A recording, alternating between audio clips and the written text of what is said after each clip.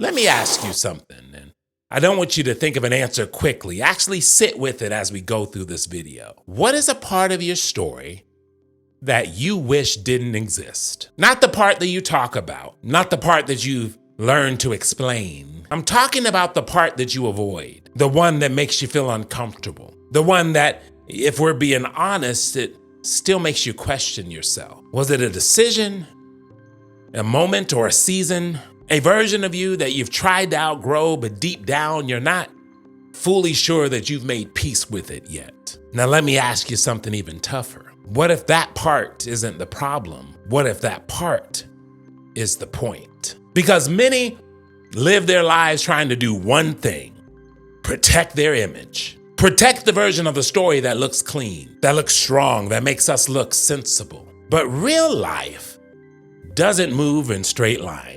It bends, it breaks, it cracks. And when it does, we assume that something went wrong. We assume this wasn't supposed to happen. But what if that's exactly what needed to happen? This is the final part of our perception series. And in the first 3 parts, we've been talking about Eli, the master craftsman that is going through it, working on the greatest piece of his entire life.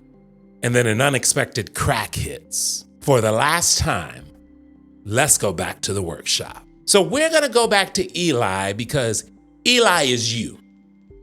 Eli is me. When Eli started to create this masterpiece of a sculpture, everything made sense. He had a plan, a vision, a picture in his mind of how this was supposed to turn out. And for a while it was working. The progress felt smooth, controlled, and predictable. And then one day, everything shifted. The crack in Eli's sculpture didn't show up gradually. It showed up suddenly. One moment everything was intact, the next it wasn't. And what hit Eli wasn't just frustration. It was deeper than that. It was the realization that this wasn't what I had planned, followed by the thought, well, what if I can't fix this? What if I'm not capable of finishing this anymore? Have you ever been there where something happens and it doesn't just challenge the plan, it challenges you, not your strategy, not your timing, your identity? Eli, the master craftsman, didn't respond like a master at first. He responded like a human. He tried to fix it quickly. Then he tried to ignore it.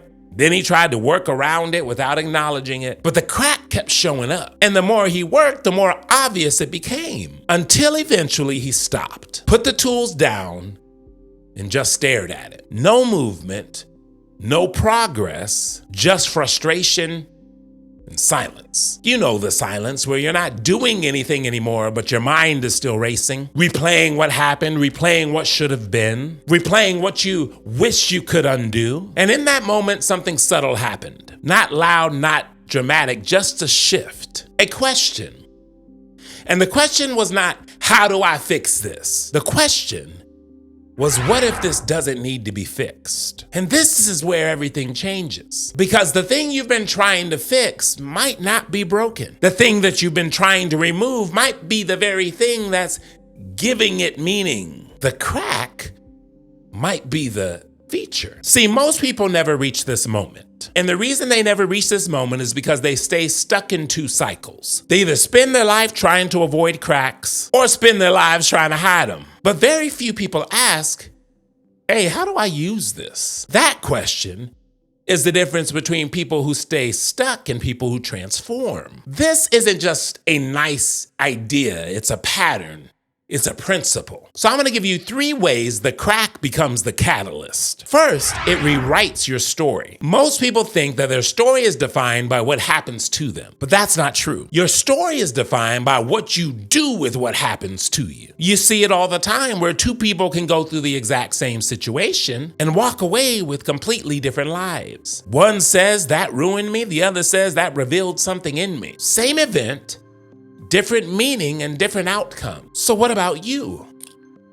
What meaning have you assigned to the crack? Are you saying this is why I'm behind? This is why you're not good enough? This is why things didn't work out? Or are you saying this is what shapes me? This is what is preparing me? This is what gives me the perspective that most people don't have. Because one day, someone is going to face the very thing that you're facing. And when they do, they're either going to feel alone or they're going to find your story. And will your story say, life is hard, grab a helmet, stay stuck, Chuck? Or will your story say, you can make it through? The second way the crack becomes the catalyst is it separates you from the crowd. Most people are trying to fit in. Even when they say they're not, they're trying to have the right story, the clean story, the impressive story. But the problem is, clean stories don't connect. Perfect stories don't move the masses. They impress people, but they don't impact people. So I guess the question to ask yourself is, do I want to make an impression or do I want to make an impact? Because what connects people is reality, struggle, tension, growth. And all of that lives in the crack. Think about any powerful story you've heard. Pick one. It wasn't powerful because everything went right. It was powerful because when something went wrong, the person didn't stay there. So maybe the goal isn't to remove the crack. Maybe the goal is to become the type of person who knows how to build with it. The third way the crack becomes the catalyst is it reveals your purpose. This is the part that many miss. Purpose doesn't usually show up in clarity. It often shows up in confusion and disruption, in moments when you're forced to ask, well, what now? Because when everything is working, we don't question anything. But when things fall apart, we start searching. We start thinking differently. We start becoming something new. And in the process, you begin to realize that the crack didn't just interrupt your life. It introduced you to a version of yourself that you would have never met otherwise. And for someone watching me, there's something in your life that didn't go according to plan. And you've been holding it one of two ways: as evidence that something went wrong, or as something you haven't decided how to use yet. And here's the truth. You're standing at a decision point, not in your circumstance, but in your perspective. You can either keep seeing it as the thing that is holding you back, or start seeing it as the very thing that is shaping you. And I speak over you right now that you're not the kind of person who stays defined by what didn't work. You're the kind of person that learns how to turn it into something that does. That's who you're becoming. That's who you're shaping into. Eli stands in front of the finished sculpture. Not perfect, but powerful. People gather to see it. They admire it. They study it. They feel something when they look at it, but they can't explain why. And then Eli tells them the story. He tells them about the crack. He tells them about the moment everything almost fell apart. He tells them about how he almost quit, how at one point he thought it was over. And suddenly the sculpture changes. Not physically, but emotionally. Because now they don't just see the piece. They feel the story. And that's when it hits. The crack didn't ruin the masterpiece. It made it matter. Hear this clearly. The crack didn't disqualify you.